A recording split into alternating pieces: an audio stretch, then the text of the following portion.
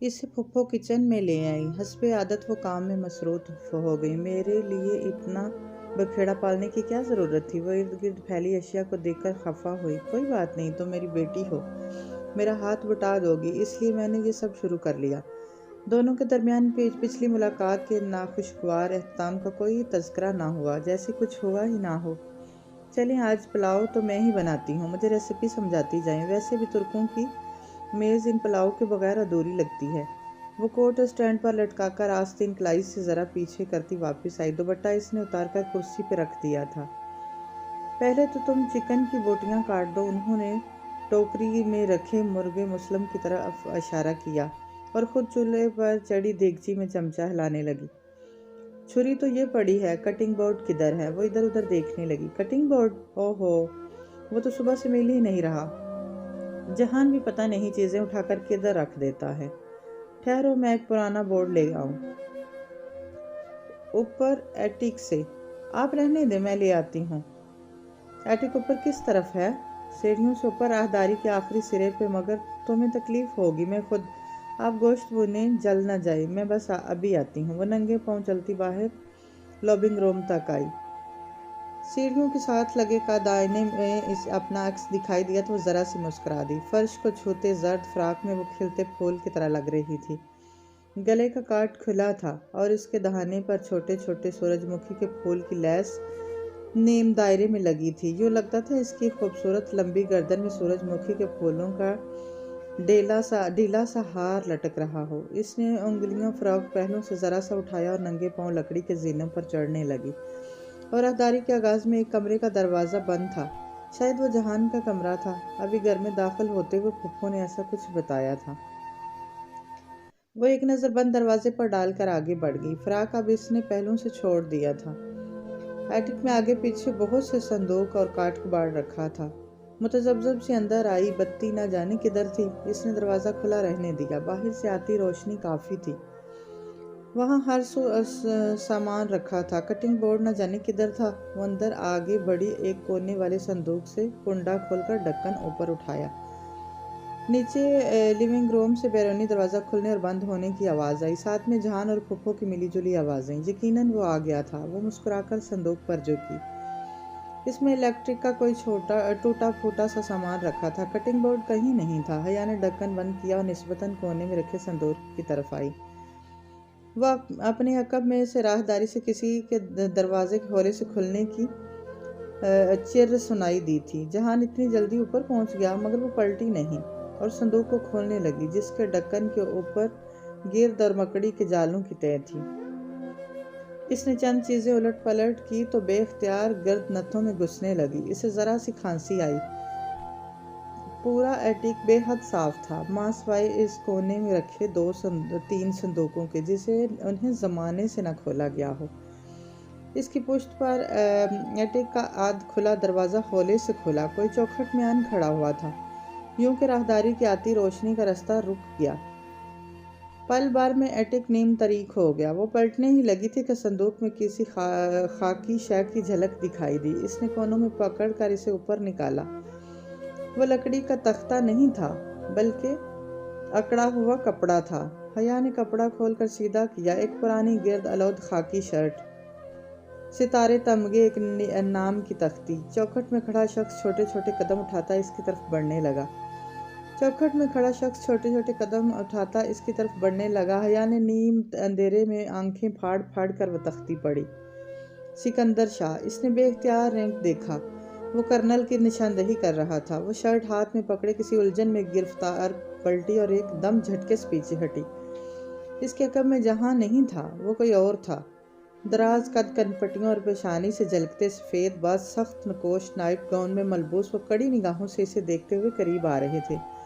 وہ سانس روکے انہیں دیکھے گئی۔ وہ عین اس کے سر پر آئے اور ایک جھٹکے سے اس کی گردن دبوچی۔ میری جاسوسی کرنے آئی ہو؟ اس کے گلے کو دبوچتے وہ گھررائے تھے۔ بے اختیار اس کے لبوں سے چیخ نکلی۔ شرٹ اس کے ہاتھ سے پھسل گئی۔ اس نے اپنی انگلیوں سے گردن کے گرد جکڑے ان کے ہاتھ کو ہٹانے کی کوشش کی، مگر بے سود۔ پاکستانیوں نے بھیجا ہے تمہیں؟ اپنے مالکوں کو بولے انہیں بلیو پرنٹس کبھی نہیں ملیں گے۔ چھوڑیں مجھے۔ وہ زور سے کھانسی۔ اس کا دم گھٹنے لگا تھا۔ وہ اس کا گلا دبا رہے تھے۔ کوئی مجھ تک نہیں پہنچ سکے گا، کبھی نہیں۔ ہر چیز آگے دے دی گئی ہے، ہر چیز۔ انہوں نے اسے گردن سے دبوچے اس کا سر کھلے صندوق پہ جھکایا۔ وہ تڑپنے چلانے لگی۔ چھوڑے مجھے، وہ اپنے ناخن اس کے ہاتھوں کو چبو کر ہٹانے کی ناکام کوشش کر رہی تھی۔ تمہیں واپس نہیں جانے دوں گا، وہ بلیو پرنٹ تمہیں کبھی نہیں ملیں گے۔ حیا کا سانس رکنے لگا۔ وہ اس کا سر صندوق کو دے کر اوپر سے ڈھکنا بند کر رہے تھے۔ اسے لگا وہ مرنے والی ہے۔ امی امی، وہ وحشت سے چلانے لگی اور اس کو گردن سے دبوچے اس کا منہ کے بل اندر دے رہے تھے۔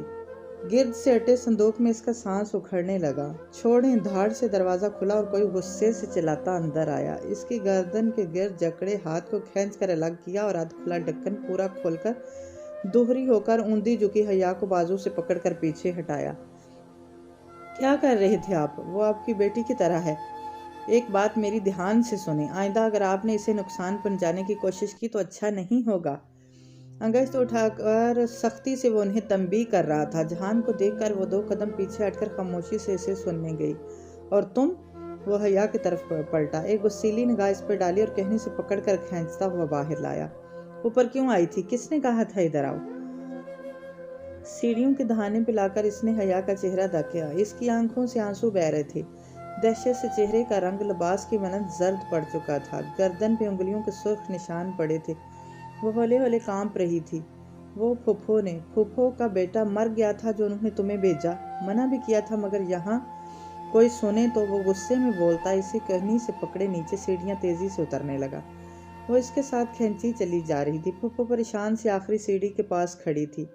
میں بکواس کر کے گیا تھا نا کہ اگر میری سنتا کون ہے اس گھر میں؟ 2 دن کے لیے نہ ہوں تو سارا نظام الٹ پلٹ جاتا ہے۔ پورے گھر کو پاگل کر دیا ہے انہوں نے۔ وہ آگے بڑھا اور سینٹر ٹیبل پہ رکھی میز سے پانی کی بوتل اٹھا کر لبوں سے لگائی۔ پانی کی ضرورت تو حیا کو نہیں تھی۔ وہ سہمی ہوئی کھڑی تھی۔ جہان کو اتنے شدید غصے میں اس نے پہلے کبھی نہیں دیکھا تھا، اور اتنی شستہ اردو بولتے ہوئے بھی۔ میں انہیں دیکھتی ہوں، پھوپھو پریشانی سے کہتے ہوئے اوپر سیڑھیاں چڑھ گئی۔ وہ گھونٹ گھونٹ پانی چڑھاتا گیا، بوتل خالی کر کے میز پہ رکھی اور اس کی طرف دیکھا۔ باہر آئے، مجھے تم سے بات کرنی ہے، وہ کہہ کر دروازہ کھول کر باہر نکل گیا۔ وہ ڈری سہمی ہوئی چھوٹے چھوٹے قدم اٹھاتی اس کے پیچھے آئی۔ وہ بیرونی دروازے کے آگے بنے اسٹیپس پر بیٹھا تھا۔ حیا نے دروازہ بند کیا اور اس کے ساتھ آ بیٹھی۔ زرد فراک پھیل کر اس کے ننگے پاؤں کو ڈانپ گیا۔ باہر سردی تھی مگر اسے نہیں لگ رہی تھی۔ جو بھی ہوا میں اس کے لیے معذرت خواہ ہوں، وہ سامنے دیکھتے ہوئے کہہ رہا تھا۔ نیلی جینس کے اوپر بورے سویٹر کو عادتاً کوہنیوں سے ذرا آگے موڑے وہ ہمیشہ کی طرح وجیح اور سمارٹ لگ رہا تھا۔ غصہ اب کہیں نہیں تھا، وہ پہلے والا دھیما سب اور سنجیدہ جہان بن گیا تھا۔ ابا کی طبیعت ٹھیک نہیں رہتی، وہ اپنے حواسوں میں نہیں ہوتے۔ کئی دفعہ انہوں نے ممی کو بھی مارنے کی کوشش کی ہے مگر مجھے کچھ نہیں کہتے، ڈرتے نہیں ہیں، شاید نفرت کرتے ہیں۔ سامنے سبزہ تھا، اس سے آگے سفید لکڑی باڑ اور باڑ سے ہی بنا گیٹ۔ باڑ کی تختیوں کے دروازوں سے باہر گیلی سڑک دکھائی دیتی تھی۔ نم ہوا گھاس پر سے سرسراتی ہوئی گزر رہی تھی۔ وہ گھٹنوں کے گرد بازوں کا ہلکا بنائے چہرہ جہان کی طرف موڑے بیٹھی تھی۔ فراق کا فرش کو چھوتا دامن ہوا کی لہروں سے پھڑپھڑاتا ہوا اوپر اٹھ جاتا تو پاجامے کی تنگ چوڑیوں میں مقید ٹخنے اور پاؤں جھلکتے۔ میرا بھی دل کرتا ہے میں پاکستان جاؤں، اپنے رشتہ داروں کے درمیان رہوں، اپنا آبائی گھر دیکھوں، مگر ہم پاکستان نہیں جاتے۔ اور تم اس دن ممی کو تانا دے رہی تھی نا کہ ہم پاکستان نہیں آتے۔ اف، اتنا جھوٹ! نہیں، وہ گڑبڑائی مگر وہ سن نہیں رہا تھا۔ حیا، ہم کبھی پاکستان واپس نہیں جا سکتے۔ مگر کیوں؟ وہ سناٹے میں رہ گئی۔ وہ چند لمحے چپ رہا، پھر آہستہ سے کہنے لگا، میرے دادا اپنے کاروبار کے سلسلے میں استنبول آیا کرتے تھے۔ اس گھر کی انہوں نے ہی خرید کی تھی۔ بعد میں ابا نے ادھر گھر بنوایا، تب وہ پاکستان آرمی کی طرف سے یہاں پوسٹڈ تھے۔ میں استنبول میں ہی پیدا ہوا تھا اور ابا کی دوبارہ اسلام آباد پوسٹنگ ہونے کے بعد بھی میں اور ممی ادھر دادا کے ساتھ رہتے تھے۔ میرے دادا بہت اچھے اور عظیم انسان تھے، انہوں نے مجھے بہت کچھ سکھایا، دین، دنیا، عزت، برادری اور وقار سے جینے اور شان سے مرنے کا سب انہوں نے ہی مجھے دیا۔ میں 8 سال کا تھا جب وہ فوت ہوئے تو میں اور ممی کچھ عرصہ کے لیے پاکستان آ گئے، اور تب ہی وہ واقعہ ہوا جس نے ہماری زندگی بدل دی۔ حیا کا سانس رک گیا۔ تب ہی تو ان کا نکاح ہوا تھا، تو کیا وہ باخبر تھا؟ حیا کی خوش فہمیاں جن دنوں میں اور ممی پاکستان میں تھے میں تمہارے گھر میں تھے، ابا آنن فانن ہی فرار ہو گئے۔ فرار اس لیے انہوں نے ایک احساس مقام کے بلیو پرنٹس ان کو بیچ دی تھے جو ہمیشہ خریدنے کے لیے تیار رہتے ہیں۔ ثبوت انہوں نے کوئی نہیں چھوڑا، مگر تفتیش شروع ہوئی تو بہت کچھ کھلنے لگا۔ ابا نے ترکی سے ہی اپنا استعفیٰ بھجوا دیا، پیچھے عدالت میں مقدمہ چلا اور غدار ٹھہرائے گئے۔ ان کے جرائم کی فہرست خاصی طویل تھی، ان کو سزائے موت سنائی گئی اور انہوں نے ترکی میں سیاسی پناہ حاصل کر لی۔ کچھ تعلقات کام آئے اور کچھ رشوتیں۔ ابا کو ترک حکومت کبھی ڈیپورٹس نہ کر سکی اور نہ ہی انٹرپول نے کوئی قدم اٹھایا۔ قصہ مختصر، ابا جس دن پاکستان کی سرزمین پر قدم رکھیں گے وہ گرفتار ہو جائیں گے اور ان کو پھانسی دے دی جائے گی۔ یہ بات تمہارے والدین کو پتہ ہے، مگر بدنامی کے ڈر سے کسی کو بتائی نہیں جاتی۔ وہ کسی بھی جذبے سے آری نگاہوں سے سامنے باڑ کو دیکھتا رہا۔ حیا یکٹک اسے دیکھی گئی۔ اس کے گھر میں پھوپھو کے شوہر کا کوئی ذکر نہیں کرتا تھا، شاید دانستہ طور پر ایسا کیا جاتا تھا۔ میں ایک غدار کا بیٹا ہوں، میرا باپ ایک ملک دشمن ہے، اس کی ذلت کے باوجود ہم ابا کے ساتھ رہنے پر مجبور ہیں۔ احساس جرم ہے یا قدرت کی طرف سے سزا؟ وہ وقت گزرنے کے ساتھ ساتھ اپنا ذہن کھوتے جا رہے ہیں۔ سزائے موت کا خوف ان کے لیے ناسور بنتا جا رہا ہے۔ جو انہوں نے تمہارے ساتھ کیا اس پہ ان کو معاف کر دینا۔ وہ میرے باپ ہیں اور باوجود اس کے کہ یہ حقیقت بہت جگہ میرا سر جھکا دیتی ہے، میں ان سے محبت کرنے پہ مجبور ہوں۔ حیا نے گہری سانس لی۔ اس کے کسی قصے میں اس کا قصہ نہیں تھا، کسی داستان میں اس کی داستان نہ تھی۔ میں کام سے باہر جا رہا ہوں، آج کھانا کھا کر جانا۔ وہ اٹھا اور دروازہ کھول کر اندر چلا گیا۔ شاید وہ ابھی صرف تنہائی چاہتا تھا۔ حیا گردن موڑ کر اسے جاتے ہوئے دیکھنے لگی۔ وہ ننگے پاؤں لکڑی کے فرش پہ چلتا سیڑھیوں کی طرف بڑھ رہا تھا۔ حیا، خدیجہ۔ ٹاہلی نے انہیں اس وقت پکارا جب وہ دونوں ڈی جے کے بنک پہ بیٹھی اس کی شاپنگ پر تبصرہ کر رہی تھی۔ وہ 14 فروری کی دوپہر تھی اور ترکی آئے 8واں روز تھا، اور ڈی جے جو ویلنٹائن ڈے کی رونق دیکھنے آئے ٹاکسم گئی تھی، مایوس واپس لوٹ آئی تھی۔ پاکستان کے برعکس ترک ہر کام چھوڑ کر سرخ رنگ میں نہیں نہا جاتے، بلکہ سوائے سرخ پھولوں کی فروخت کے استنبول میں ویلنٹائن ڈے کے کوئی آثار نہ تھے۔ جب ڈی جے خوب مایوس ہو چکی تو اس نے یہ کہہ کر اپنے خیالات میں ترمیم کی کہ باڑ میں گیا سینٹ ویلنٹائن، ہمیں اس تہوار سے کیا لینا دینا۔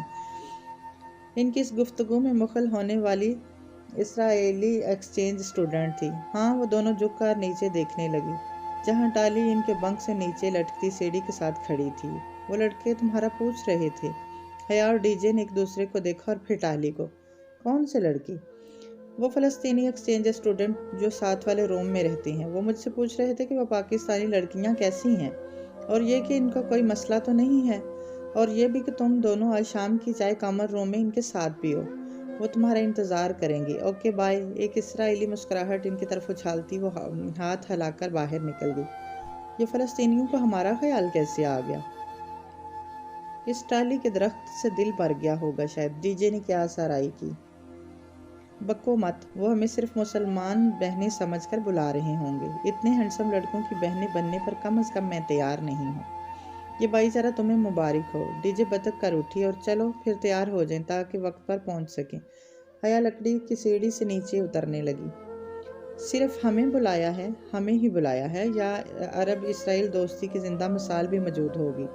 ڈی جے کا اشارہ ٹاہلی کی طرف تھا۔ پتہ نہیں، حیا نے شانے اچکا دیے۔ وہ الماری سے کپڑے نکالنے لگی۔ ہر موقع کی مناسبت سے مکمل ڈریسنگ کرنا اس کا جنون تھا۔ کپڑوں پہ ایک سلوٹ تک نہ ہو اور میک اپ کی ایک لکیر اوپر نیچے نہ ہو، وہ ہر بات کا خیال رکھتی تھی۔ البتہ لڑکوں کی دعوت پہ جانے کی اجازت پاکستان میں ابا طایا فرقان نہ دیتے، مگر وہ ادھر کون سا دیکھ رہے تھے؟ یہ ترکی تھا اور یہاں یہ سب چلتا ہے۔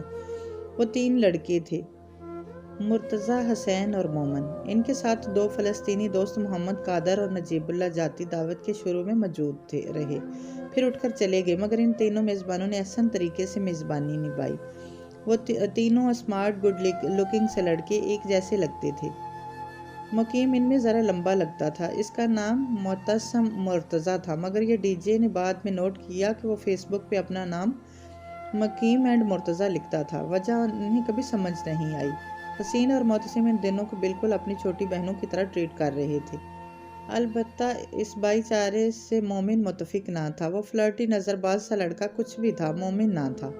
البتہ وہ دونوں اس کو اپنی موجودگی میں سیدھا کیے ہوئے تھے۔ وہ دونوں اتنے ملنسار اور مہذب لڑکے تھے کہ حیا کو اپنے سارے کزنز کے سامنے بیکار لگے۔ البتہ جہاں کی بات اور تھی، اس نے فوراً اپنی رائے میں ترمیم کی۔ اگلے ہفتے حسین کا برتھ ڈے تھا۔ حسین موبائل فون پہ سننے باہر گیا تو مومن نے بتایا، پھر تو ہمیں اسے ٹریٹ دینی چاہیے، ڈی جے سوچ کر بولی، اور گفٹ بھی۔ حیا کو خیال آیا، ہم دونوں اس کے لیے گھڑی خریدنے کا سوچ رہے ہیں، اور جو ہم نے جواہر میں دیکھی ہے 130 لیراز کی ہے۔ معتصم نے چائے کا آخری گھونٹ پی کر کپ میز پر رکھا۔ یعنی کہ پاکستان روپوں میں؟ حیا نے سوچتے ہوئے پرس میں ہاتھ ڈالا تاکہ موبائل کے کیلکولیٹر سے حساب کر سکے۔ 7150 پاکستانی۔ معتصم جھک کر پیسٹریز کی پلیٹ سے ایک ٹکڑا اٹھاتے ہوئے بولا۔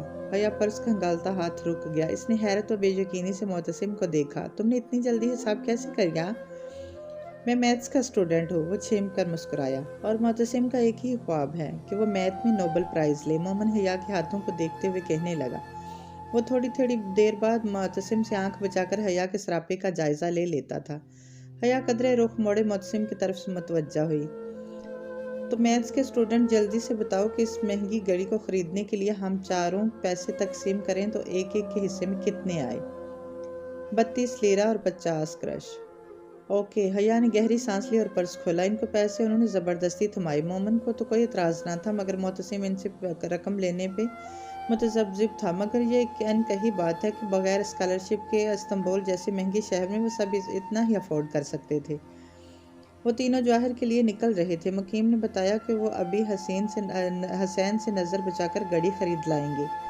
ان کو بھی ساتھ چلنے کی پیشکش کی اور ڈی جے ہاں کرنے ہی والی تھی کہ حیا نے اس کا پاؤں اپنے جوتے سے زور سے کچلتے بظاہر مسکراتے ہوئے انکار کر دیا۔ نہیں، آپ لوگ جائیں، ہم آج ہی ہو کر آئے ہیں۔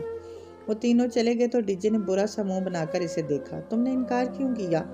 پاگل عورت، تم پاکستان سے آئی ہوئی، نیو یارک سے نہیں۔ ان کی دعوت قبول کر لی، یہی بہت ہے۔ اب ہم ان کے ساتھ سیڑھیوں پہ بھی نہیں، سیر سپاٹوں پہ بھی نکل جائیں۔ کبھی نہیں۔ دماغ ٹھیک ہے تمہارا؟ مگر وہ تو ہمارے بھائیوں کی طرح ہیں۔ پیچھے ہمارے اصلی بھائیوں کو پتہ چلا تو کل ہی پاکستان واپس بلوا لیں گے، اس لیے اپنی اوقات میں واپس آؤ اور رات کے کھانے کی تیاری کرو۔ وہ موبائل کے ساتھ نتھی ہینڈ فری کو کانوں میں لگاتے ہوئے بولی۔ زہر ملا کے دوں گی تمہیں، ڈی جے نے بناتی ہوئی پیر پٹک کر بولی، اور اگر تم چاولوں پہ آملہ ڈال کر آئی تو میں ساری ڈش تمہارے منہ پر الٹ دوں گی۔ وہ صوفے پہ لمبی بیٹھی اب موبائل کے بٹن دبا رہی تھی۔ دھیما میوزک اس کے کانوں میں بجنے لگا۔ ڈی جے غصے میں بہت کچھ کہتی گئی تھی، مگر اسے سنائی نہیں دے رہا تھا۔ وہ آنکھیں موندے ہولے ہولے پاؤں جلا رہی تھی۔ ڈی جے پیر پٹک کر باہر نکل گئی۔ وہ رات ویلنٹائن کی رات تھی۔ ڈی جے کامن روم میں منعقدہ آل گرلز پارٹی میں جا چکی تھی، جو لڑکیوں نے مل کر دی تھی، جبکہ حیا آئینے کے سامنے کھڑی اپنا کاجل درست کر رہی تھی۔ اس کی تیاری مکمل تھی، لیکن جب تک وہ اپنی آنکھوں کے کٹورے کاجل سے بھر نہ لیتی اسے تسلی نہیں ہوتی تھی۔ ابھی وہ کاجل کی سلائی کی نوک آنکھ کے کنارے سے رگڑ رہی تھی کہ دروازہ بجا۔ دھیمی سی دستک اور پھر خاموشی۔ اس نے کاجل کی سلائی نیچے کی اور پلٹ کر دیکھا۔ یہ انداز ڈی جے کا تو نہیں تھا۔ وہ یوں ہی کاجل پکڑے آگے بڑھی اور ناپ گھما کر دروازہ کھولا۔ باہر بالکونی میں روشنی تھی۔ جیسے ہی اس نے دروازہ کھولا بالکونی تاریک ہو گئی۔ غالباً سیڑھیوں کے اوپر لگا بلب بجھ گیا تھا۔ کیا کوئی آ کر واپس پلٹ گیا تھا؟ کون؟ اس نے گردن آگے کی راہداری میں دونوں سمت دیکھا۔ ہر سوز خاموشی تھی۔ بالکونی ویران تھی۔ وہاں سردی تھی اور اندر کمرہ گرم تھا۔ وہ چند ثانیے کھڑی رہی، پھر دھیرے سے شانے اچکا کر پلٹنے ہی لگی تھی کہ او نہیں! اس کے لبوں سے ایک اکتائی ہوئی کراہ نکلی۔ چوکھٹ پہ اس کے قدموں کے ساتھ سفید گلابوں کا بوکے اور ایک بند لفافہ رکھا تھا۔ وہ جھکی، دونوں چیزیں اٹھائی اور جارحانہ انداز میں لفافے کا منہ پھاڑا۔ اندر رکھا چوکور کاغذ نکالا اور چہرے کے سامنے کیا۔ Happy Valentine day. اس نے لب پینچ کر تنفر سے وہ تحریر پڑھی اور بے حد غصے سے کاغذ مروڑ کر گلدستے سمیت پوری قوت سے راہداری میں دے مارا۔ آؤچ! وہ واپس مڑنے ہی لگی تھی جب کسی کی بکھلائی ہوئی آواز سنی۔ اس نے چونک کر پیچھے دیکھا۔ گلدستہ اور کاغذ سیدھے ہاتھ والے کمرے سے نکلتے معتصم کو جا لگے تھے اور اس سے ٹکرا کر اب اس کے قدموں میں پڑے تھے۔ یہ کیا ہے؟ وہ ہکا بکا کھڑا تھا۔ آئی ایم سوری معتصم، وہ شاید بیزاری سے بمشکل ضبط کر کے بولی۔ معتصم کو وضاحت دینے کا سوچ کر ہی اسے کوفت ہونے لگی۔ میں نے تمہیں نہیں دیے بلکہ کسی فضول انسان نے مجھے بھیجے ہیں۔ تم برا مت ماننا اور ان کو ڈسٹ بن میں پھینک دینا۔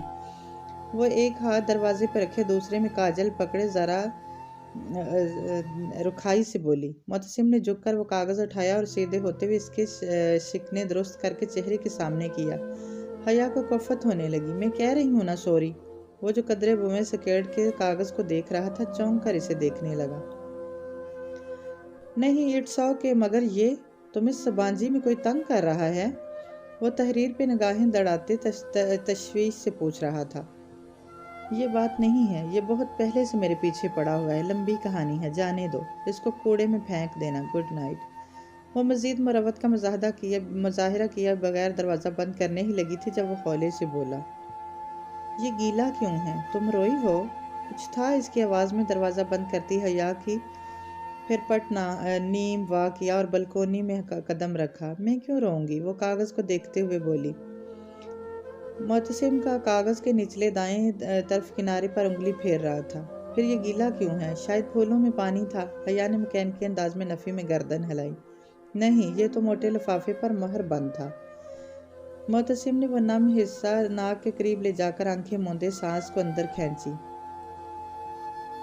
سٹرس لیمن لائم۔ وہ متذبذب سا حیا کو دیکھنے لگا۔ کیا کہہ رہی ہو؟ مجھے کچھ سمجھ میں نہیں آ رہا۔ کسی نے اس کے نچلے کنارے پہ لیمن کا رس لگایا ہے۔ پھر اس نے ذرا چونک کر حیا کو دیکھا۔ تمہارے پاس ماچس ہے؟ وہ جواب دیے بنا الٹے قدموں پیچھے آئی اور دروازہ پورا کھول کر ایک طرف ہو گئی۔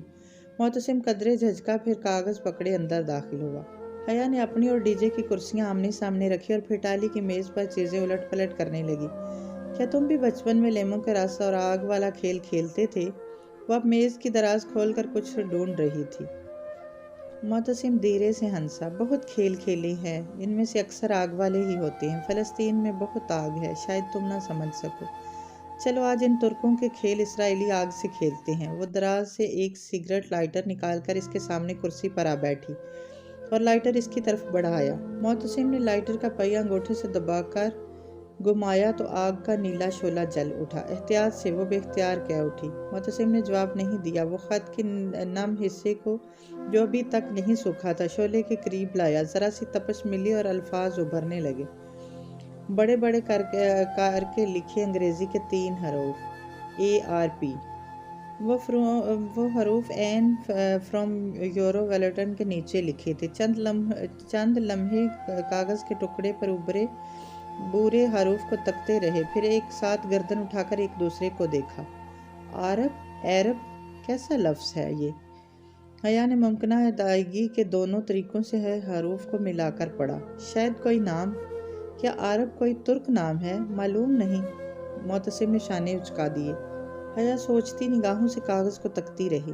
کیا میں تمہاری کوئی مدد کر سکتا ہوں؟ اس نے ایک نظر معتصم کو دیکھا پھر مسکرائی۔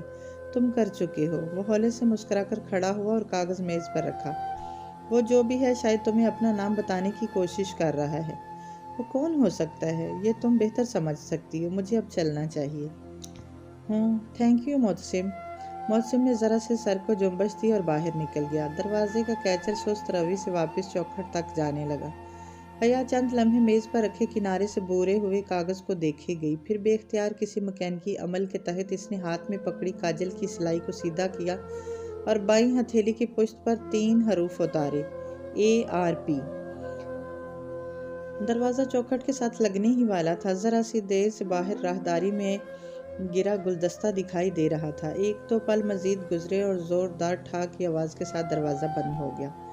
وہ اپنی ہتھیلی کی پشت پر سیاہ رنگ میں لکھے 3 حروف دیکھ رہی تھی ARP۔ اس نے اوپر بنے کیبنٹ کا دروازہ کھولا، چند ڈبے الٹ پلٹ کیے۔ نچلے خانے میں سرخ مرچوں کا ڈبہ نہیں تھا۔ وہ ایڑیاں اٹھا کر ذرا سی اونچی ہوئی اور اوپر خانے میں جھانکا۔ وہاں سامنے ایک پلاسٹک کے بے رنگ ڈبے میں سرخ پاؤڈر رکھا نظر آیا۔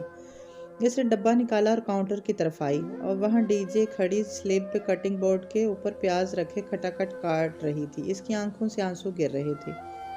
بریانی کی مقدار زیادہ ہے، 4 چمچ سرخ مرچ ڈال دیتی ہوں، شاید ذرا ذائقہ آ جائے۔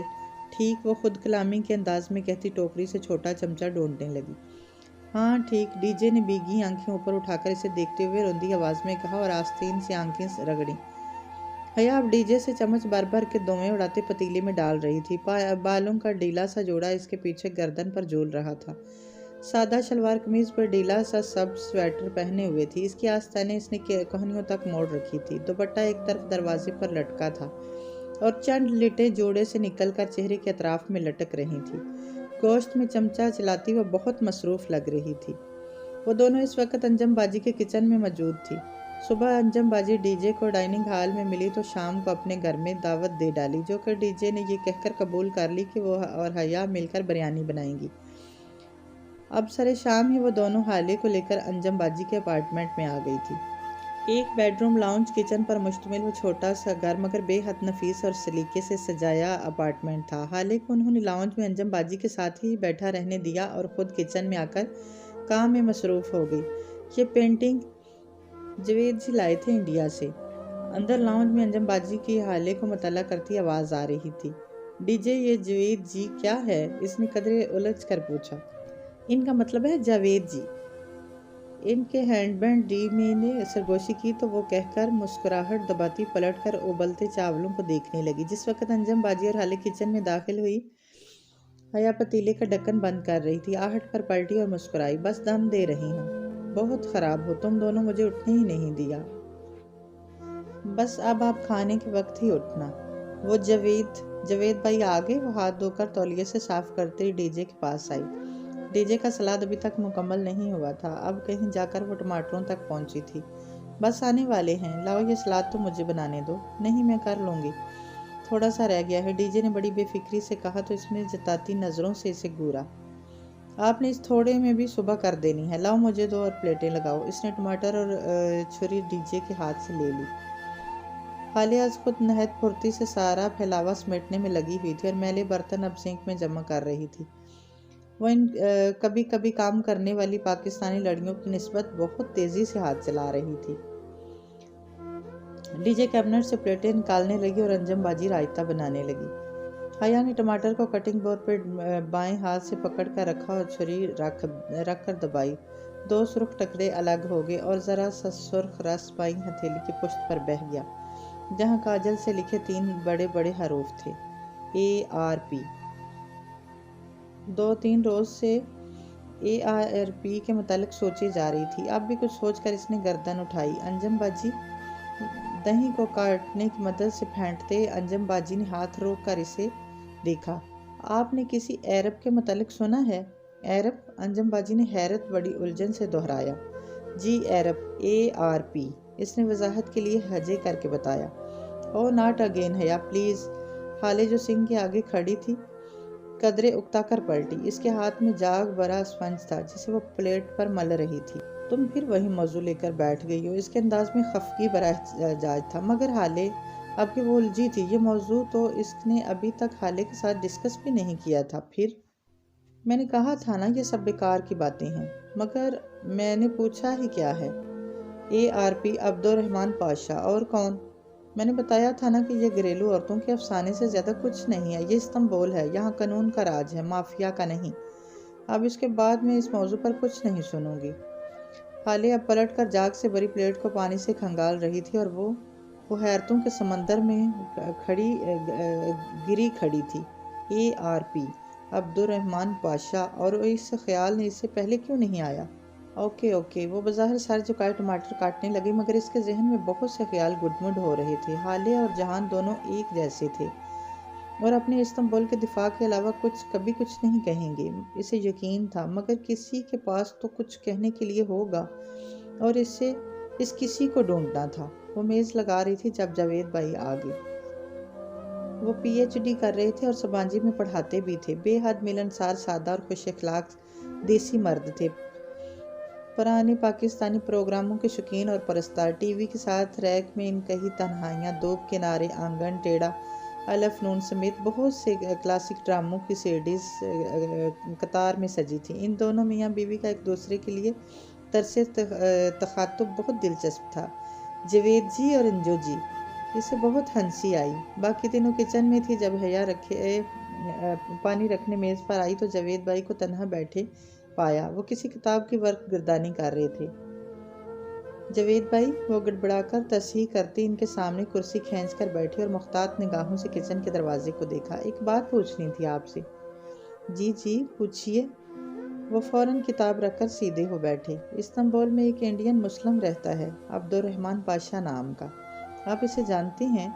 وہ محتاط سی ہو کر کرسی کے کنارے ٹکی، بولتے ہوئے بار بار کچن کے دروازے کو دیکھ لیتی۔ کون پیشہ؟ وہ ببو کدا والا؟ وہ حیا کو لگا کہ اس سے جواب ملنے ہی والے ہیں۔ جی جی وہیں، وہ خاصا مشہور ہے۔ ہاں سنا تو میں نے بھی ہے۔ ببو کدا میں اس کا کافی ہولڈ ہے۔ وہ مال امپورٹ ایکسپورٹ کرتا ہے۔ کیا وہ مافیا کا بندہ ہے؟ اسلحہ اسمگلنگ کرتا ہے؟ ایک پروفیسر کو مافیا کے بارے میں کیا معلوم ہوگا حیا جی؟ وہ کھسیاہٹ سے مسکرائے۔ یعنی کہ وہ واقعی مافیا کا بندہ ہے، اور آپ کو معلوم بھی ہے، مگر آپ اعتراف نہیں کرنا چاہ رہی۔ اس نے اندھیرے میں تیر چلانا چاہا۔ میں ٹھیک سے کچھ نہیں جانتا۔ انہوں نے سادگی سے ہتھیار ڈال دیے۔ دفعتاً کچن سے انجم باجی کی چیخ بلند ہوئی، اور جو کرسی کے کنارے پر ٹکی تھی گڑبڑا کر اٹھی اور کچن کی طرف لپکی۔ کیا ہوا؟ انجم باجی سرخ ببوکا چہرہ اور آنکھوں میں پانی لیے کھڑی تھی، اور ان کے ہاتھ میں خالی چمچ تھا۔ مرچیں، اتنی مرچیں حیا؟ نن نہیں، یہ ترکی کی مرچیں پھیکی ہوتی ہیں، تو میں نے صرف 4 چمچے۔ ان کی آنکھیں پھیل گئی۔ یہ ترکی ان کی نہیں، خالص ممبئی کی مرچیں ہیں۔ میں سارے مسالے وہیں سے لاتی ہوں۔ اور نہیں، اس نے بے اختیار دل پہ ہاتھ رکھا۔ ڈی جے ہنس ہنس کر دوہری ہو رہی تھی۔ سردی کا زور ذرا پہلے سے ٹوٹا تھا۔ اس صبح بھی سنہری سی دھوپ ٹاکسم اسکوائر پر بکھری ہوئی تھی۔ مجسمہ زادی کے گرد ہر سو سونے کے ذرات چمک رہے تھے۔ دونوں سست روی سے سڑک کے کنارے چل رہی تھیں، اور جب ڈی جے نے پوچھا، حیا یہ تم ٹاکسم نام کتنے مزے کا ہے، اس کا مطلب کیا ہوا بھلا؟ میں شہر کی میئر ہوں، جو مجھے پتا ہوگا۔ نہیں، وہ میری گائیڈ بک میں لکھا تھا کہ ٹاکسم عربی کا لفظ ہے، اور اس کے معنی شاید بانٹنے کے ہیں، کیونکہ یہاں سے نہریں نکل کر دوسرے شہر میں بٹ جاتی ہیں۔ تمہیں عربی آتی ہے، اس لیے پوچھ رہی ہوں۔ عربی میں تو ٹاکسم نام کا کوئی لفظ نہیں، اور عربی میں بانٹنے کو تقسیم کہتے ہیں۔ وہ ایک دم رکی اور بے اختیار سر پہ ہاتھ مارا۔ اوہ، ٹاکسم یعنی تقسیم۔ اگر گوروں کی طرح منہ ٹیڑھا کر کے پڑھو ٹاکسم یا تاکسم، ٹاکسم بن جاتا ہے۔ ٹاکسم، واو! وہ دونوں اس بات پر خوب ہنستی ہوئی آگے بڑھنے لگی، اور شاپنگ کے ارادے سے آج استقلال اسٹریٹ کی طرف آئی تھی۔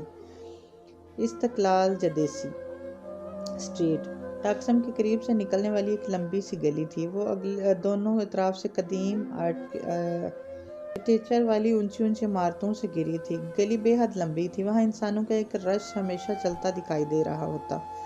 بہت سے سامنے کی طرف جا رہے ہوتے اور بہت سے آپ کی طرف آ رہے ہوتے۔ ہر شخص اپنی دھن میں تیز تیز قدم اٹھا رہا ہوتا۔ گلی کے درمیان ایک پٹری بنی ہوئی تھی، جس پر ایک تاریخی سرخ پھول کا چھوٹا سا ٹرام چلتا تھا۔ وہ پیدل انسان کی رفتار سے دگنی رفتار سے چلتا اور گلی کے ایک سرے سے دوسرے سرے تک پہنچا دیتا۔ اس گلی کو ختم کرنے کے لیے بھی گھنٹہ تو چاہیے تھا۔ وہاں دونوں اطراف میں دکانوں کے چمکتے شیشے اور اوپر کمکمے لگے تھے۔ بازار، نائٹ ریسٹورنٹ، کافی شاپس، ڈیزائنر وغیرہ غرض ہر قسم کی دکانیں وہاں موجود تھی۔ چند روز پہلے وہ ادھر آئی تو صرف ونڈو شاپنگ میں ہی 2.5 گھنٹے گزر گئے، اور تب بھی وہ استقلال جدیسی کے درمیان پہنچی تھی، سو تھک کر واپس ہو لی۔ حیا، تم نے دیکھا استقلال اسٹریٹ جیسے ماڈرن علاقے میں بھی ہر تھوڑی دور بعد پریئر ہال ضرور ہے۔ بڑے نیک ہیں بھائی ترک۔ وہ دونوں طنزیہ ہنسی اور پھر متلاشی نگاہوں سے ادھر ادھر دیکھنے لگی۔ استقلال اسٹریٹ آنے کا اصل مقصد جہان سے ملنا تھا، اور وہ صرف اس لیے یہاں آئی تھی کہ وہ برگر کٹنگ جائے، اور میں جہاں سے گزر رہی تھی تو سوچا کہہ کر اس سے ملاقات کا بہانہ ہی ڈھونڈ لے۔ وہ دونوں ساتھ ساتھ تیز رفتاری سے چل رہی تھی۔ وہاں ہوا تیز تھی، اور حیا کے کھلے بال اڑ اڑ کر اس کے چہرے پر آ رہے تھے۔ وہ بار بار جیکٹ کی جیب سے ہاتھ نکالتی اور انہیں کانوں کے پیچھے اڑستی۔ تبھی اس نے برگر کنگ کا بورڈ دیکھا تو ڈی جے کو بتائے بنا ریسٹورنٹ کے دروازے تک آئی، اور اس سے پہلے کہ وہ دروازے پر ہاتھ رکھتی، دروازہ اندر سے کھلا اور کوئی باہر نکلا۔ وہ بے اختیار ایک طرف کھولی۔ وہ جہان تھا۔ وہ اسے پہچان گئی تھی، مگر وہ اکیلا نہیں تھا۔ وہ اس کے سامنے سے آتا ساتھ سے گزر کر نکل گیا تو وہ پلٹ کر دیکھنے لگی۔ ڈی جے نے اسے رکتے نہیں دیکھا تھا۔ وہ اپنی دھن میں دکانوں کو دیکھتی چلی گئی اور لوگوں کے ریلے میں آگے بہہ گئی۔ حیا یوں ہی اپنے گھٹنوں تک آتے سیاہ کوٹ کی جیبوں میں ہاتھ ڈالے اسے دیکھ رہی تھی۔ اب وہ ہوا کے رخ پہ کھڑی تھی تو اس کے بال پیچھے کی طرف اڑنے لگے تھے۔ جہاں اس سے دور جا رہا تھا۔ اس کے ساتھ ایک دراز قد لڑکی بھی تھی، کوٹ اسکرٹ میں ملبوس، اپنے سرخ بالوں کو اونچے جوڑے میں باندھے۔ وہ لڑکی ناگواری سے ہاتھ ہلا ہلا کر کچھ کہہ رہی تھی۔ جہاں نے اسے نہیں دیکھا، اسے یقین تھا وہ دوڑ کر ان کے پیچھے گئی۔ وہ دونوں بہت تیز چل رہے تھے۔ ان کی رفتار سے ملنے کی سعی وہ ایشیائی لڑکی ہانپنے لگی تھی۔ بمشکل وہ ان کے عین عقب میں پہنچ پائی۔ لڑکی بلند آواز میں سر ہلاتی کچھ کہہ رہی تھی۔ جہاں بھی خاصا جھنجھلایا ہوا تھا۔ وہ ترک بول رہے تھے یا کوئی دوسری زبان، وہ فیصلہ نہ کر پائی۔ شاید ترک نہیں تھی۔ وہ بہت لمبے لمبے فقرے بول رہے تھے، اور جتنی ترک حیا نے اب تک سنی تھی وہ ایسی نہیں تھی۔ ترک میں فقرے چھوٹے ہوتے تھے، بس فعل استعمال کیا جاتا اور اس کے آگے پیچھے سابقہ لاحقہ لگا کر ایک بڑا لفظ بول دیا جاتا جو معنی میں کئی فقروں کے برابر ہوتا تھا۔ جہان وہ شوروں میں بمشکل اتنی آواز سے اسے پکار پائی کہ وہ سن سکے۔ اس کی تیسری پکار پہ وہ لڑکا رکا، لڑکی بھی ساتھ رکی۔ وہ دونوں ایک ساتھ پلٹے۔ جہان، اس کے ہونٹ جہان کو دیکھ کر ایک معصوم مسکراہٹ میں ڈلنے لگے تھے۔ کیا مسئلہ ہے؟ اس نے سنجیدہ اکھڑے انداز میں ابرو اٹھائے۔ اس کے چہرے پہ اتنی سختی اور ناگواری تھی کہ حیا کے مسکراہٹ میں کھلتے لب بند ہو گئے۔ اس کا رنگ پھیکا پڑ گیا۔ میں حیا، وہ بے یقینی سے بنا پلک جھپکے اسے دیکھ رہی تھی۔ اسے شک گزرا کہ جہاں نے اسے نہیں پہچانا۔ ہاں تو پھر، وہ بمز کیڑے بولا۔ وہ لڑکی کوٹ کی جیبوں میں ہاتھ ڈالے کھڑی ناپسندگی سے حیا کو دیکھ رہی تھی۔ پھر، حیا نے بے یقینی سے زیر لب دہرایا۔ وہ ششن سے جہان کو دیکھ رہی تھی۔ کوئی کام ہے، وہ بمشکل ضبط کر کے بولا۔ حیا نے دھیرے سے نفی میں سر ہلایا۔ اس میں بولنے کی سکت نہیں رہی تھی۔ تو میری شکل کیا دیکھ رہی ہو؟ جاؤ۔ وہ شانے جھٹک کر پلٹا۔ لڑکی بھی ایک اچڑتی نگاہ اس پہ ڈال کر مڑ گئی۔ استقلال اسٹریٹ پر لوگوں کا ریلا آگے بڑھتا گیا۔ جہاں سکندر اور اس لڑکی کے پیچھے بہت سے لوگ اس سمت جا رہے تھے۔ کتنی ہی دیر وہ ساکت کھڑی بہت سی سروں کی پشت کے درمیان اور ان دونوں کو دور جاتے دیکھتی رہی۔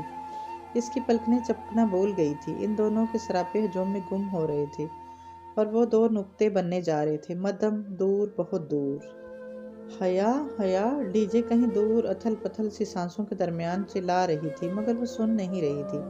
وہ اسی طرح بیڈ کے درمیان پتھر ہوئی کھڑی اس سمت کو دیکھ رہی تھی۔ وہ بہت دور جا چکے تھے۔ ساکت پتلیوں میں اب درد ہونے لگا تھا۔ بالآخر بوجھ سے اس کی پلکیں گریں اور جھک کر اٹھی تو منظر بھیگ چکا تھا۔ اس نے پھر سے پلکیں چپکائی تو بھیگی آنکھوں سے قطرے رخساروں پر گرنے لگے۔ سامنے کا منظر قدرے واضح ہوا، مگر لمحے بھر کی تاخیر سے اس کا تعاقب ہار گیا تھا۔ وہ دونوں بھیڑ میں گم ہو گئے تھے۔ وہ اپنا منظر کھو چکی تھی۔ آنسو ٹپ ٹپ اس کی تھوڑی سی نیچے گردن پر لڑکتے گئے۔ حیا، کدھر رہ گئی تھی تم؟ ڈی جے نے نڈال سے آ کر اس کا شانہ جھنجھوڑا۔ اس کا سانس پھول چکا تھا اور وہ اب ہانپ رہی تھی۔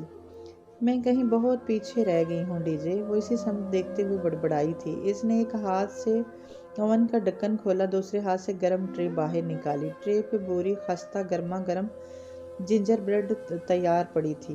ادرک کی ہلکی سی خوشبو سارے کچن میں پھیلی تھی۔ وہ دوسرے ہاتھ سے جنجر بریڈ کو چیک کرتی سیدھی ہوئی اور ٹرے لا کر کاؤنٹر پہ رکھی۔ وہ سفید ڈھیلی سیادہ بازوؤں والی شرٹ اور کھلے سیاہ ٹراؤزر میں ملبوس تھی۔ بالوں کا ڈھیلا سا جوڑا گردن پہ پڑا تھا اور الجھی سلیٹیں گالوں کو چھو رہی تھی۔ ٹی شرٹ کے اوپر پہنا ایپرن، یہ جگہ جگہ چاکلیٹ اور کریم کے دبے لگے تھے۔ محتسم کاؤنٹر کے ایک طرف کھڑا تھا، پیالے میں انڈے کی سفیدی پھینٹ رہا تھا۔ ڈی جے دوسری طرف کھڑی سجاوٹ کے لیے بنٹیز اور رنگ برنگے بینز کے پیکٹ کھول کھول کر پلیٹ میں انڈیل رہی تھی۔ ہر رنگ کے بینز اور کینڈیز، سرخ بینز کا ڈھیر لگ چکا تھا۔ آج حسین کی سالگرہ تھی اور روایتی طریقے سے کیک بنانے کی بجائے حیا اس کے لیے جنجر بریڈ ہاؤس تیار کر رہی تھی۔ 1 فٹ اونچا جنجر بریڈ سے بنا گھر چاکلیٹ، کریم اور رنگ برنگی جیلی سے سجانا تھا۔ وہ پچھلے 4 گھنٹے سے لگی ہوئی تھی اور اب بالآخر اس کے جنجر بریڈ کے 6 بیک ہو چکے تھے، 4 دیواروں کے لیے اور 2 مخروطی چھت کے لیے۔ آؤ اس کو جوڑتے ہیں، اس نے کہا تو محتسم جو آئسنگ بنا چکا تھا پیالہ رکھ کر اس کی طرف آ گیا۔ ڈی جے اب ایک دیوار اٹھا کر اس سے متصل دروازہ کاٹ رہی تھی۔ حیا اور محتسم احتیاط سے دیواریں متصل کر لیں اور ان کے جوائنٹ پہ بطور گم مخصوص سیرپ لیپ دیا اور بہت آہستہ آہستہ سے اپنے ہاتھ ہٹائے۔ دیواریں سیدھی کھڑی ہو رہی تھی۔ سیرپ نے ان کو چپکا دیا تھا۔ زبردست، وہ پرجوش ہو گئی، اس کا گھر بن رہا تھا، یہ خیال ہی اس کی تھکاوٹ بھگا کر لے گیا۔ وہ دونوں اب اگلی دیوار جوڑنے لگے۔ حیا کے ماتھے سے جولتی لٹ بار بار آنکھوں کے سامنے آتی اور بار بار اسے پیچھے ہٹاتی۔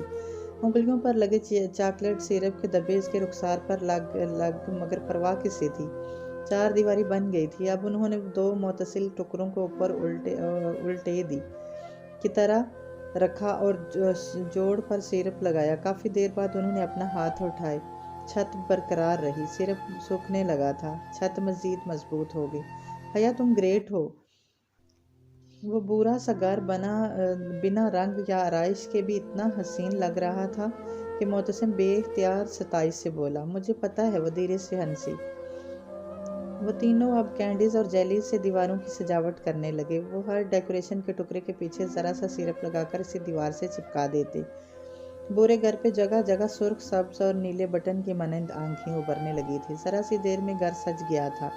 ڈی جے نے سفید کریم سے کھڑکیوں کی چکور چوکھٹیں بنائیں اور اندر نیلی کریم کا رنگ بھر دیا۔ اب استنبول کی برف باری کا مزہ اپنے گھر کو بھی چکھائیں۔ حیا آئسنگ شوگر اور چھلنی لے آئی۔ اس نے سفید سوکھے آٹے کی طرح کی آئسنگ شوگر چھلنی میں ڈالی اور گھر کے اوپر کر کے چھلنی آہستہ آہستہ ہلانے لگی۔ چھلنی کے سوراخوں سے سفید ذرے نیچے گرنے لگے۔ پورے گھر پر برف باری ہونے لگی اور اب ہلکی سی سفید تہ چاکلیٹ سے ڈھکے گھر پہ بیٹھنے لگی۔ حیا کا جنجر بریڈ ہاؤس تیار تھا۔ اس نے احتیاط سے ٹرے اٹھائی، گھر برقرار رہا۔ یہ اس کی 4.5 گھنٹے کی محنت کا ثمر تھا۔ کسی سالگرہ کی تقریب سے پہلے حیا سلمان نکسک سے تیار نہ ہو، حیرت انگیز بات تھی، مگر آج اس کی تیاری وہ گھر ہی تھا۔ اسے اپنے رف حلیے اپرن اور چہرے پر لگے دبوں کی پرواہ نہیں تھی۔ اس کی ساری توجہ ٹرے میں سجے جنجر بریڈ ہاؤس پر تھی۔ ڈی جے اور معتصم کے پیچھے چلتی کامن روم میں داخل ہوئی۔ وہاں فاصلے فاصلے پر گول میزوں کے گرد کرسیوں کے پھول بنے تھے۔ درمیانی میز پر گفٹس اور حسین کا لایا ہوا کیک رکھا تھا۔ 12 ممالک کے ایکسچینج اسٹوڈنٹ آ چکے تھے۔ وہ کوئی سرپرائز پارٹی نہ تھی، سو حسین بڑی میز کے پیچھے کھڑا ہنستا ہوا ٹالی کا گفٹ لینے کی کوشش کر رہا تھا، جسے ٹالی بار بار پیچھے کر رہی تھی۔ سرپرائز! حیا نے پکارا تو سب نے دیکھا۔ معتصم اور ڈی جے کے پیچھے وہ چوکھٹ پر کھڑی تھی، دونوں ہاتھوں میں اٹھائی ٹرے میں وہ فیریٹل ہاؤس رکھا تھا، اور حیا کو پتا تھا وہ منسل اور گیریٹل کے جنجر ریڈ ہاؤس سے زیادہ خوبصورت تھا۔ واو! بے اختیار بہت سے لبوں سے ستائش نکلی۔ حیا، تم نے میرے لیے اتنا کیا؟ حسین بے حد متاثر ہوا تھا۔ اس نے مسکراتے ہوئے شانے اچکائے۔ وہ دروازے میں کھڑی تھی، دروازہ آدھ کھلا تھا اور سردی اندر آ رہی تھی۔ آؤ حیا، اسے میز پر لے آؤ۔ معتصم بڑی میز سے گفٹ کیک اور دوسری ڈشز کے درمیان چیزیں ہٹا کر جگہ بنانے لگا۔ سردی کی لہر دروازے سے اندر گھس رہی تھی۔ اس نے بائیں ہاتھ میں ٹرے پکڑے دائیں ہاتھ سے دروازہ دھکیلنا چاہا، اور بدقسمتی کا لمحہ تھا۔ دروازے کی ناب کو اس نے چھوا ہی تھا کہ دروازہ زور سے پورا کھلا اور کوئی تیزی سے اندر داخل ہوا۔ کھلتے دروازے سے اس کا بڑا ہاتھ پیچھے دھکیلا اور وہ توازن برقرار نہ رکھ سکی۔ بے اختیار ایک قدم پیچھے ہٹی اور تب ہی اس کے بائیں ہاتھ میں پکڑی ٹرے ٹیڑھی ہوئی۔ اوہ نو! بہت سی دلسوز چیخیں بلند ہوئی اور ان میں سب سے دل خراش چیخ اس کی اپنی تھی۔ الٹی ہوئی ٹرے اس کے ہاتھ میں رہ گئی۔ ہلکی سی ٹھنڈ کی آواز کے ساتھ جنجر بریڈ ہاؤس زمین پر گرا۔ ہر دیوار ٹکڑوں میں بٹ گئی۔ کینڈیز اور جیلیز ادھر ادھر بکھر گئی۔ فرش پر بریڈ، چاکلیٹ، کریم اور رنگ برنگی کینڈیوں کا ملبہ پڑا تھا، اور سب سناٹے کے عالم میں پھٹی پھٹی آنکھوں سے اسے دیکھ رہے تھے۔ کتنے ہی پل وہ شوق کے عالم میں اس ملبے کو دیکھے گئی، پھر اس کے پار نظر آتے جوگرز کو دیکھا اور اپنی ششد نگاہیں اوپر اٹھائی۔ وہ جہان سکندر تھا اور اتنی ہی بے یقینی اور شوق سے ملبے کو دیکھ رہا تھا۔ حیا کے دیکھنے پہ بے اختیار اس نے نفی میں سر ہلایا۔ حیا، آئی ایم سوری، میں نے جان بوجھ کر نہیں، مجھے پتہ نہیں چلا کہ تم سامنے۔ او گاڈ! تاسف ملال کے مارے وہ کچھ کہہ نہیں پا رہا تھا۔ وہ جو پھٹی پھٹی نگاہوں سے اسے دیکھ رہی تھی ایک دم لم پینچ گئی۔ اس کی آنکھوں میں تحیر کی جگہ غصے نے لے لی۔ خون کی سرخ لکیریں اس کی آنکھوں میں اترنے لگی۔ وہ ایک دم جھکی، بریڈ کا ٹوٹا کریم میں لتھڑا ٹکڑا اٹھا اور سیدھے ہوتے ہوئے پوری قوت سے جہان کے منہ پر دے مارا۔ وہ اس غیر متوقع حملے کے لیے تیار نہیں تھا۔ کریم میں لتھڑا ٹکڑا اس کے گردن پہ لگا تو وہ بے اختیار 2 قدم پیچھے ہٹا۔ टुकड़ा इसकी शर्ट पर से फिसलता हुआ नीचे कदमों में जा गिरा। इसने गर्दन पे लगी क्रीम को हाथ से छुआ और फिर उंगलियों के पोरों को बेयकीनी से देखा। हया, मैंने जानबूझकर नहीं किया। वो सुर्ख आंखों से लब पेंचे जहान को देख रही थी। इसने लब इतनी सख्ती से पेंच रखे थे कि गर्दन की रगें उभरने लगी थी और कनपट्टी पे नीली लकीर नजर आ रही थी। वो बिल्कुल चुप खड़ी गहरे गहरे सांस ले रही थी। हया, इट्स ओके। हसैन परेशानी से आगे बढ़ा। डीजे और मोतसिम भी इसके साथ थे। हया, मैंने वाकई नहीं देखा कि तुम। Shut up, just shut up. वो इतनी जोर से चिल्लाई कि आगे बढ़ता हसैन वहीं रुक गया। चले जाओ तुम यहाँ से, कहीं भी चले जाओ, मगर मेरी जिंदगी से निकल जाओ। तुम मेरे लिए अजाब और दुख के अलावा कुछ भी नहीं लाए। निकल जाओ इस कमरे से, इसने उर्दू में चिल्लाकर कहा था। 12 ममालिक के एक्सचेंज स्टूडेंट में से उर्दू कोई नहीं समझा था सिवाय डीजे के, मगर वो तमाम मुतासिफ खड़े तलबा समझ गए थे कि वो क्या कह रही है। हया जहान की आंखों में दुख भरा। मेरा नाम भी मत लो। इसने गर्दन के गिर्द बंधे एप्रन की डोरी हाथ से नोची। एप्रन एक तरफ उतार कर फेंका और भागती हुई बाहर निकल गई। सीढ़ियों के ऊपर लगा बल्ब इसके आते ही जल उठा और वो तेजी से चक्करदार सीढ़ियां उतरने लगी। आंसू इसके चेहरे पर बह रहे थे। आखिरी सीढ़ी फलांग कर वो उतरी और बर्फ से ढकी घास पे तेज तेज चलने लगी। बाहर तेज सर्द हवा थी। हल्का हल्का सा कहर था, हर सू छाया हुआ था। वो सीने पे बाजू लपेटे सर झुकाए रोती हुई चलती जा रही थी और इसे पता था कि वो एक जिंजर ब्रेड हाउस के लिए नहीं रो रही थी।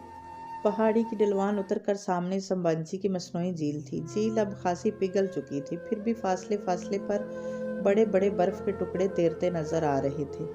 वह झील के किनारे रुक गई। तेज दौड़ने से इसका सांस फूल गया था। पतली टी शर्ट्स में सर्दी लगने लगी थी। ढीला जोड़ा आधा खुलकर कमर पर गिर गया था। वो थकी मांदी सी घास पर बैठ गई और स्लीपर से पाँव निकालकर ठंडे पानी में डाल दिए। वो खुद अजियती की इंतहा पर थी। घुटनों के गिर्द बाजू लपेट कर सर नीचे झुकाकर वो एकदम से फूट फूट कर रोने लगी। मसनूई झील का पानी रात के अंधेरे में चांद की रोशनी से चमक रहा था, गोया चांदी एक बड़ा सा वर्ग स्याह पानी तैर रहा हो। दूर जंगल से परिंदों की आवाज़ वक्फे वक्फे से सुनाई देती थी। कई लम्हे रेत की तरह मुसलसल फिसल कर झील की चांदी में गुम हो गए तो इसने कदमों की चाप सुनी। कोई इसके साथ आ खड़ा हुआ था। इसने बेगा चेहरा उठाकर देखा। वो जीन्स की जेबों में हाथ डाले लब काटता संजीदा सा इसके साथ खड़ा था। सॉरी हया, मैं तो माजरत करने आया था कि इस रोज़ काम की परेशानी में तुमसे मिसबिहेव होकर गया, मगर मैं। वो चुपचाप बेआवाज़ रोती इसे देखती रही। आई एम रियली सॉरी, मैंने तुम्हारा नुकसान कर दिया। मैंने तुम्हें देखा नहीं था, मुझे नहीं मालूम था कि तुम दरवाजे के पार खड़ी हो। मैंने तुम्हारा बड़ा हुआ हाथ नहीं देखा था। अपनी दांत में बहुत तेज चल रहा था और न जाने मैं तुम्हारा हाथ धकेल दिया, तुम्हारी सारी रियाजत साया कर दी। शायद वो सिर्फ जिंजर ब्रेड हाउस की बात कर रहा था, या शायद इनके ताल्लुक की। वो अभी कुछ भी सही गलत समझना नहीं चाहती थी। मगर मैं मदावा करूँगा। मदावा? इसके बहते आंसू पल भर को थमे। हाँ, मैं तुम्हें बिल्कुल ऐसा जिंजर ब्रेड हाउस बनाकर ला दूंगा। और इसका दिल चाहा वो फूट फूट कर फिर से रो दे। माय फुट जहान सिकंदर। वो एक झटके से उठी और गीले पैर पानी से निकालकर स्लीपर में डाले। मेरी जिंदगी में जिंजर ब्रेड हाउस से बड़े मसाइल हैं। वो तेजी से पलटी तो डीले जोड़े का आखिरी पल भी खुल गया और सारे बाल अबशार की तरह कमर पर सीधे गिरे थे। वो तेज तेज कदम उठाती ऊपर ढलवान पर चढ़ने लगी। जहां लब काटता इसे दूर जाते देखता रहा। वो तकिए से टेक लगाए पांव लंबे किए कंबल में लेटी थी। दोनों हाथों से मोबाइल थामे वो गेम खेल रही थी। साथ वाले बंक पे टाली मुंह पे तकिया रखे सो रही थी। चेरी स्टडी रूम में थी। खदीजा अपने बंक की कुर्सी पर बैठी मेज़ पर रखे लैपटॉप की कंजियों पर उंगलियां चला रही थी। हसैन का बर्थडे जिंजर हाउस टूटने से ख़राब नहीं हुआ था, इसका बर्थडे तुम्हारे ओवर रिएक्शन से ख़राब हुआ है। तुमने अपने कज़न के साथ अच्छा नहीं किया। इसका कसूर नहीं था। इसने तुम्हें वाकई नहीं देखा था। अगर तुम थोड़ा सा ज़ब्त कर लेती और खुले दिल से अपने कज़न को वेलकम करती तो हम इस टूटे जिंजर ब्रेड हाउस को यादगार बना लेते, इसे एक दूसरे के चेहरों पर मलते, इसके साथ तस्वीरें खिंचवाते और क्या कुछ न करते। चीज़ें वक्ती होती हैं, टूट जाती हैं, बिखर जाती हैं। रवैये दायमी होते हैं, सदियों के लिए अपना असर छोड़ जाते हैं। इंसान को कोई चीज़ नहीं हरा सकती जब तक वो खुद हार ना मान ले, और तुमने आज एक टूटे हुए जिंजर ब्रेड हाउस से हार मान ली। لیپ ٹاپ کی اسکرین پہ نظریں جمائے ڈی جے تیزی سے کچھ ٹائپ کرتی کہہ رہی تھی۔ حیا اسی طرح ببل چباتی موبائل کے بٹن دباتی رہی۔ تمہارے جانے کے بعد سب اتنی شرمندہ تھے کہ مت پوچھو۔ کس طرح میں نے بمشکل سب کو منا کر حسین سے کیک کٹوایا۔ دفتن حیا کا موبائل بجا تو ڈی جے خاموش ہو گئی۔ حیا نے لب پہنچے اسکرین کو دیکھا، وہاں جہان سکندر کا موبائل نمبر لکھا آ رہا تھا۔ چاہنے کے باوجود بھی وہ کال مسترد نہ کر سکی۔ کیا ہے؟ اس نے فون کان سے لگا کر بہت آہستہ سے کہا۔ ابھی تک خفا ہو؟ وہ ایک دم اتنی اپنائیت سے پوچھنے لگا کہ وہ لب کاٹ کر رہ گئی، حلق میں آنسوؤں کا گولا سا اٹکنے لگا۔ خفا ہونے کا حق اپنوں کو ہوتا ہے، مجھے یہ اختیار کبھی کسی نے نہیں دیا ہی نہیں۔ اتنے لمبے مکالمے مت بولو، مجھ سے اب سردی میں نہیں کھڑا ہوا جا رہا، فوراً باہر آؤ۔ وہ ایک دم اٹھی۔ تم کہاں ہو؟ آنسو غائب ہو گئے۔ تمہاری ڈرام کے باہر بالکونی میں کھڑا ہوں۔ میرے اللہ، تم اب تک یہیں ہو؟ وہ فون پھینک کر اٹھی، تیزی سے سیڑھیاں پھلانگتی نیچے اتری اور دوڑ کر دروازہ کھولا۔ وہ بالکنی کی ریلنگ سے ٹیک لگائے سینے پہ بازو لپیٹے کھڑا تھا، اس سے دیکھ کر مسکرایا۔ اف جہاں! حیا دروازہ بند کر کے اس تک آئی تھی۔ اس نے ٹی شرٹ کے اوپر ایک کھلا سا سیاہ سویٹر پہن لیا تھا اور بالوں کا پھر سے ڈھیلا جوڑا باندھ لیا تھا، آنکھیں ہنوز مترنم تھی۔ کب سے کھڑے ہو ادھر؟ وہ خفگی سے کہتی ہوئی اس کے ساتھ آ کھڑی ہوئی۔ جب سے تم نے بتایا تھا کہ تمہاری زندگی میں جنجر بریڈ ہاؤس سے بڑے مسائل ہیں، میں نے سوچا ان کو حل کیے بغیر نہ جاؤں۔ چائے تو نہیں پلاؤ گی؟ وہ کچھ ایسے ڈرتے ڈرتے بولا کہ وہ ساری تلخی بلا کر ہنس دی۔ آؤ تمہیں ایپل ٹی پلاتی ہوں، تمہاری ترکی کی سوغات ہے، ورنہ پاکستان میں تو ہم نے کبھی سیب والی چائے نہیں پی تھی۔ وہ دونوں ساتھ ساتھ اندرونی سیڑھیاں اترنے لگے۔ اور ہم یہیں پی کر بڑے ہوئے ہیں، کتنا فرق ہے نا ہم میں۔ وہ شاید یوں ہی بولا تھا، مگر کچن کا دروازہ کھولتی حیا نے مڑ کر اسے ضرور دیکھا تھا۔ ہاں، بہت فرق ہے ہم میں، اس نے تسلیم کر لیا تھا۔ اس نے ہار مان لی تھی، اور انسان کو کوئی چیز نہیں ہرا سکتی جب تک وہ خود۔ اف، یہ ڈی جے کے سنہری اقوال بھی نہ۔ وہ سر جھٹک کر کچن میں داخل ہوئی۔ ایپل ٹی تو ختم ہے، اب سادہ چائے پیو۔ اس نے کیبنٹ کھول کر چند ڈبے آگے پیچھے کیے اور پھر مایوسی سے بتایا۔ دودھ نکالو، میں چائے کا پانی چڑھاتا ہوں۔ وہ آگے بڑھا دیگچی ڈانٹ کر نکالی، اس میں پانی اور پتی ڈال کر چولہے پہ چڑھائی اور چولہا جلا دیا۔ وہ ایسا ہی تھا، فوراً سے کام کر دینے والا۔ اس کے ہاتھ بہت سخت اور مضبوط سے لگتے تھے۔ کام کی محنت اور مشقت کی عادی، وہ استنبول کی ورکنگ کلاس کا نمائندہ تھا۔ اب وہ سلیب پہ رکھی برتن جمع کر کے سنک میں ڈال رہا تھا۔ رہنے دو جہاں، میں کر لوں گی۔ تم نے کرنے ہوتے تو اب کد تک کر چکی ہوتی۔ اب اس سے پہلے کہ پانی سوکھ جائے دودھ ڈالو، بلکہ مجھے دو۔ اس نے پیکٹ دھوتے ہوئے دوسرے ہاتھ سے دودھ کا ڈبہ اٹھایا اور خود ہی دیگچی میں انڈیل دیا۔ وہ اسے دیکھ کر رہ گئی۔ وہ کھلے نل تلے پلیٹ کھنگال رہا تھا، جینز اور جوگرز پہنے، سویٹر کے آستانے کہیں تک موڑے۔ وہ ٹاکسم اسکوائر کی میٹرو میں موجود اس ایگزیکٹو سے قطعاً مختلف لگ رہا تھا جس سے چند ہفتے قبل وہ ملی تھی۔ حیا ڈی جے حواس باختہ سی چلاتی ہوئی کچن میں داخل ہوئی۔ تمہارا فون مر جائے گا بج بج کر۔ اوہ، السلام علیکم۔ جہان کو دیکھ کر وہ گڑبڑا گئی۔ وعلیکم السلام، جہان نے پلٹ کر اسے جواب دیا۔ تمہارا فون؟ وہ حیا کو تھما کر واپس مڑ گئی۔ حیا نے موبائل پر دیکھا، 5 مسڈ کال، ترکی کا کوئی غیر شناسا نمبر۔ اسی وقت اس کا موبائل پھر بجنے لگا۔ اس نے اسکرین کو دیکھا، وہیں ترکی کا نمبر۔ اس بار اس نے کال وصول کی۔ ہیلو، جب وہ بولی تو اس کی آواز میں تذبذب تھا۔ حیا سلمان، بندے کو عبدالرحمن پاشا کہتے ہیں، اب تک تو آپ مجھے جان گئی ہوں گی۔ وہ شستہ اردو میں کہہ رہا تھا، اس کی آواز میں ممبئی کے باسیوں کا تیکھا پن تھا اور لہجہ بہت ٹھنڈا۔ حیا کا رنگ پھیکا پڑ گیا۔ اس نے پلکیں اٹھا کر جہان کو دیکھا۔ وہ بہت غور سے اس کے چھلسرے سے اتار چڑھاؤ کو دیکھ رہا تھا۔ رانگ نمبر، اس نے کہہ کر فون رکھنا چاہا، مگر وہ آگے بڑھا اور موبائل اس کے ہاتھ سے لے لیا۔ کون؟ وہ فون کان سے لگا کر بولا تو اس کے چہرے پر بے پناہ سختی تھی۔ کون؟ اس نے دہرایا۔ شاید دوسری جانب سے کوئی کچھ بول نہیں رہا تھا۔ جہاں لب پہنچے چند لمحے انتظار کرتا رہا، پھر اس نے فون کان سے ہٹایا۔ بند کر دیا ہے؟ اس نے فون حیا کی طرف بڑھاتے ہوئے جانچتی مشکوک نگاہوں سے اسے دیکھا۔ کون تھا؟ تمہیں نہیں بتایا تو مجھے کیوں بتاتا؟ شاید رانگ نمبر تھا۔ وہ اب سنبھل چکی تھی۔ تمہیں کوئی تنگ تو نہیں کر رہا؟ پھر جیسے وہ چونکا۔ وہ پھول؟ پتہ نہیں کون ہے۔ اس نے شانے اچکائے۔ جانے دو، ہراسمنٹ ایک جرم ہے، ہم اس کے لیے پولیس کے پاس جا سکتی ہیں۔ وہ کچھ سوچ کر بولا۔ किसी मसले का हल जहान सिकंदर के पास ना हो, ऐसा मुमकिन था भला? जाने दो, मैं इससे ज़्यादा अहमियत नहीं देती, खुद ही थक कर रुक जाएगा। वो कि वो मुतमईन नहीं हुआ था, मगर सर हिलाकर पलट गया और नल फिर से खोल लिया। हया ने मोबाइल का साइलेंट पे लगाया, जेब में डाला और इस नाजुक रिश्ते में मज़ीद बदगुमानी की मुतहम्मल ना थी। चूल्हा बंद क्यों कर दिया? अभी पकने देती, मैं ज़्यादा कड़ी हुई चाय पीने का आदी हूँ। इसी पल चूल्हा बंद हुआ था तो वो चौंका। मैंने नहीं बंद किया, ये ऑटोमेटिक है, हर 15 मिनट बाद 10 मिनट के लिए बंद हो जाते हैं, अब 10 मिनट बाद खुद ही जल जाएगा। ये अच्छा काम है। इसे जैसे कोफत हुई। फिर आखिरी बर्तन खंगालते हुए वो बार बार चूल्हे की सोचती नज़रों से देखता रहा। जब बर्तन धुल गए तो हाथ धोकर चूल्हे की तरफ आया। बर्तन धुल गए तुम्हारे, अब तुम्हारी ज़िंदगी के अगले मसले को हल करते हैं। इसके बाद कौन सा मसला है वो भी बताओ। वो चूल्हे को फिर से जलाने की कोशिश करने लगा। मेरी ज़िंदगी के मसले टूटे कैबिनेट या ठंडे चूल्हे की तरह नहीं हैं जो तुम हल करो। अच्छी भली ज़िंदगी है तुम्हारी, क्या मसला है तुम्हें सिवाय इस बेकार चूल्हे की? कोई तो हल होगा इसका भी। वो निचला लब दबाए झुककर स्वेज से छेड़छाड़ कर रहा था। इसका कोई हल नहीं है, ये नामुमकिन है कि किसी मसले का कोई हल ना हो। ठहरो, मैं कुछ करता हूँ।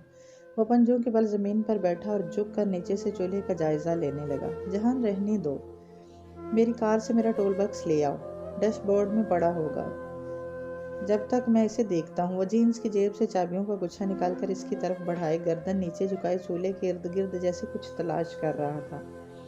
वो जहान ने किया जो कुछ करने की ठान ले तो फिर किसी की न सुने। इसे मेट्रो में अपने जूते के तस्मे खोलता जहान याद आया। इसने मुस्कुराहट दबाकर हाथ बढ़ाकर चाबी पकड़ी और दरवाजे की तरफ बढ़ गई। जहान की छोटी सफ़ेद सी कार की सीढ़ियों से आखिरी जीने के सामने खड़ी थी। इसमें से टोल बॉक्स निकालते हुए बेख्तियार हया ने सोचा था कि वो इतना अमीर नहीं जितना वो समझती थी, या फिर शायद यूरोप में रहने वाले रिश्तेदारों के बारे में अमूमी यही तस्वर होता है कि वो खासे दौलतमंद होंगे, जबकि जहान और फूफो इसके बरक्स मेहनत कश और वर्किंग क्लास के अफराद थे। वो वापस आई तो वो छड़ी से ही शुरू हो चुका था और पाइप सॉकेट और पता नहीं क्या क्या खोले बैठा था। चंद मिनट वो खामोशी से स्लिप के साथ टेक लगाए खड़ी से काम करते देखती रही और दाएं घुटने और बाएं घुटने के बल ज़मीन पर बैठा पाइप के दहाने पर पेचकस से कुछ खोल रहा था। टोल बॉक्स इसके हाथ पाँव के पास खुला पड़ा था। चंद सब्र आजमा पल बैठे और फिर वो फातहाना अंदाज में हाथ झाड़ते हुए उठ खड़ा हुआ। ये चौथा चूल्हा जो कोने में है, ये फिक्स कर दिया है, अब ये खुद से नहीं बुझेगा। इसने कहने के साथ ही अमली मुजाहरे के तौर पर चूल्हे को जला दिया और फिर चाय की पतीली इस पर रख दी। ये तुमने हरकत की है ना जहान सिकंदर, ये गैर कानूनी है। अगर किसी को पता चल गया तो सबांजी में स्मोकिंग भी गैर कानूनी है, मगर स्टूडेंट करते हैं ना। ड्रिंक्स भी गैर कानूनी है और स्टूडेंट वो भी करते हैं। और कमरों में छोटे चूल्हे और माइक्रोवेव रखना भी गैर कानूनी है, वो भी रखते हैं ना। तो तुम अब भी अपनी मर्जी करो। वो काउंटर से टेक लगाए खड़ा बड़ी लापरवाही से बोला तो वो हंस दी। इसे अपना सर्वे फार्म याद आ गया था। तुम सबांजी से पढ़े हो जो इतनी मालूमात है। सबांजी से पढ़ा होता तो एक छोटा सा रेस्टोरेंट न चला रहा होता। मैं तो आम सी सरकारी यूनिवर्सिटीज़ में पढ़ने वाले मिडिल क्लास लोग हैं मदाम। वो जब भी अपनी कम आमदन काम का जिक्र करता तो इसके बज़ाहिर मुस्कुराते लहजे के पीछे एक तल्ख उदासी सी होती, एक एहसास कमतरी, या फिर शायद ये इसका वहम था। खैर, हया गहरी सांस लेकर चूल्हे की तरफ आई और चाय की पतीली उठाई। ट्रे में प्यालियाँ इसने पहले सेट कर रखी थी, अब वो छलनी रख कर चाय डेलने लगी। इस वीकेंड पर डिनर करें साथ? इसने एक झटके से सारा उठाया। ज़रा सी चाय छलनी के दहाने से फिसल कर प्याली पकड़े इसके हाथ पे जा गिरी। वो बेहद हैरत और बेयकीनी से जहान को देखे गई। अच्छा नहीं करते, गलती से कह दिया। वो जैसे शर्मिंदा हो गया। नहीं नहीं, मेरा मतलब है ठीक है, श्योर, मगर कहाँ?